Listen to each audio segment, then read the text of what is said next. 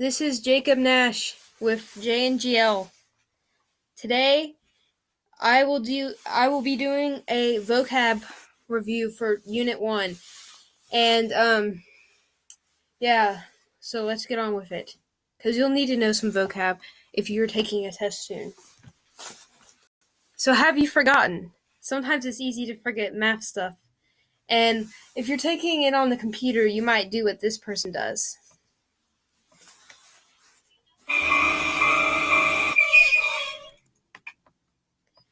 That's just a video. Okay. Alright, so here are the terms that you should know. So you can try to think if you know them, and then I'll show the definition in the picture example. Straight angle. I'm not really going to explain because I did that on the other videos. I'll just read it. An angle that measures 180 degrees. Like that thing. Number 2, congruent. And these aren't in alphabetical order, as you can see. S, C, that's not really... It's just random kind of. 2 angles with the same measurement. That's the symbol for congruent. Opposite rays. Number 3. 2 collinear rays with the same endpoint.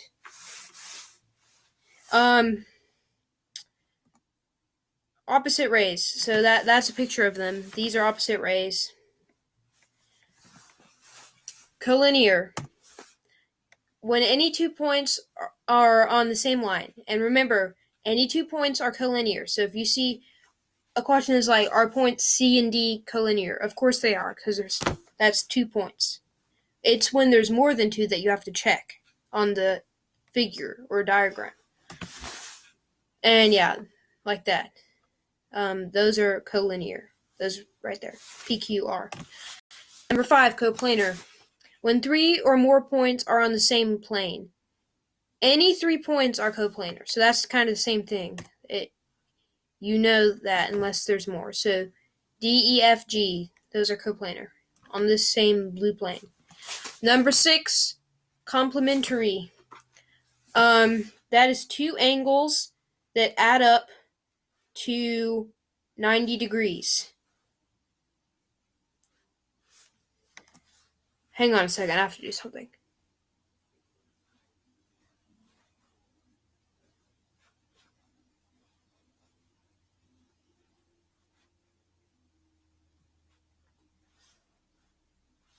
Okay. Well, actually, sorry, that's not the same thing. So you have, like, this trick that you can do. If you put this 9 there, if you make that C into a 9, you can see the 90 and pretend that O is a 0. Okay, number 7, point. A place in space represented by a dot that has no dimensions. And it can be labeled by just a letter. And so then angles. Sorry about that, it's loud. Angles. So these are the different types of angles that there are.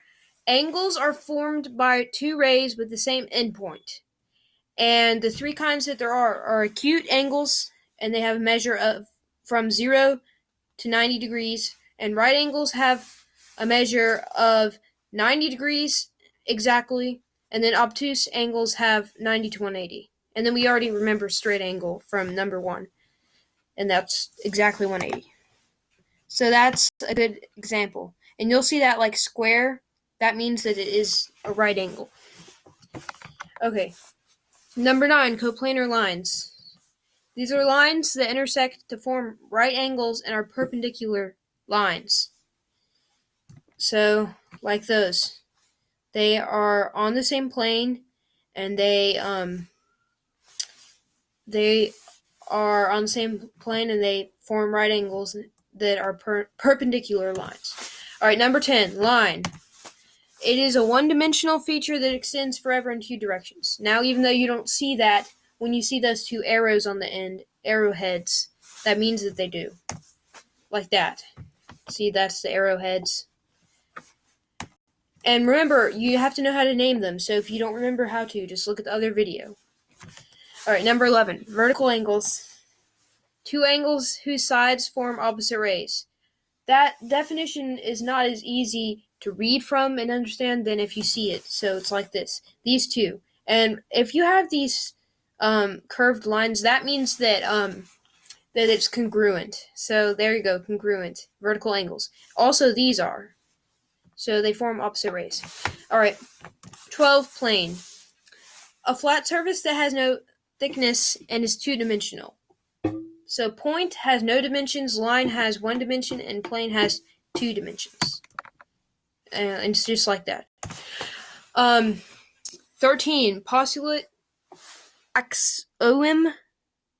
I really don't know how to say that, but I heard that that's a different way that some people learn it. So I don't know, like axiom, whichever one that you say. It is a rule that is accepted and doesn't have to be proved. So it doesn't have to be proved. You just know that's what it is. Like, I guess like adding properties, you just know that's what it is. You take one thing, you have another one, you know that's two. 14, supplementary. Two angles that add up to equal 180 degrees. Like that. 120 plus 160. Oh, yeah, and then there's also a trick with that. It didn't line up completely, but you can make the S into an 8 and then the U into a 0 and then add the 1 behind it. Some people think that's a good thing. 15, linear pair. Two adjacent angles that form a straight angle with 180 degrees. So it's easy to think that that's kind of the same as supplementary, but that's what the line actually is. That's what it is. So there's a difference. Technically, things that are supplementary will usually be linear pairs, but it's talking about different parts of it. So it's the two angles themselves that add up. That's supplementary. But if you're talking about the angles themselves and that they form a line, that's linear pair. All right, 16, segment. The part of the line consisting of two endpoints and all the points in between them. So it's just like that. It doesn't have arrowheads on it. It's just like stop. You don't go on forever. And then it even shows you how to name them. Hurry up, math boy who sounds like he's in 5th grade. Well, too bad, I am. 17, bisectors. Lines that separate other lines. Well, that's kind of just what it is. So there's perpendicular, segment, and angle bisectors. And if you're talking about the segment bisectors, that means that it's going to make the two other ones, like it will intersect at the midpoint. And remember, that means that the two sides beside it are going to be equal. So if this F was the endpoint, that would mean that PF and FQ are equal. So there you go. Transversal. So I made this one italicized because you might not really need to know it. And I didn't explain it in any of the other videos, but it is a term that might be like in the standards. It is a line that intersects two coplanar lines at 2 points. So that's all it is. See, it goes through those two parallel lines. 19, adjacent. Two angles that share a common side. So like this blue angle ABC and then CBD, they are adjacent. And you just think about two classrooms, the wall that connects them, that's the bisector, but the two rooms themselves are adjacent. Parallel. The symbol is pipe. So that symbol pipe, and there's two of them, that's what it looks like. Two coplanar lines that never intersect, like that. Except, technically, the way I just used like the thing, like here you can look, if it will go. That right there. So that's why they don't look completely straight, but they are supposed to be straight. So back to this.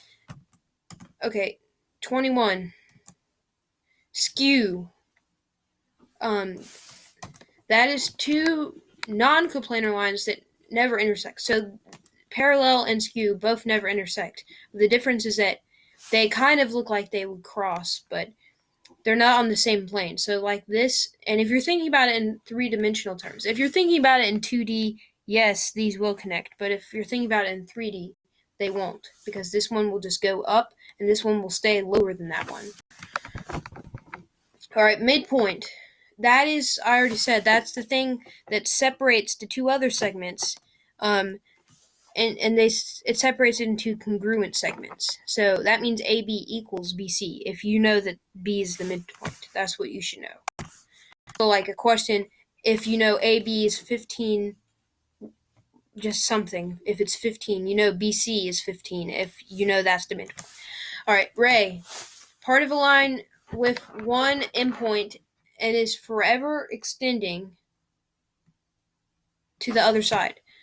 So again, it's easier to see the figure. So you on this side it stops with that point and then it keeps going on forever on that side with the arrowhead. Now I told you that you need to know the formulas.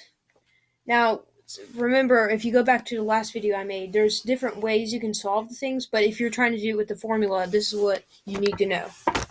And if you don't have graph paper or you don't remember the shortcut that I told you about, then you'll have to know this. So distance formula. If you think that it's not too hard to remember, but it looks like a lot.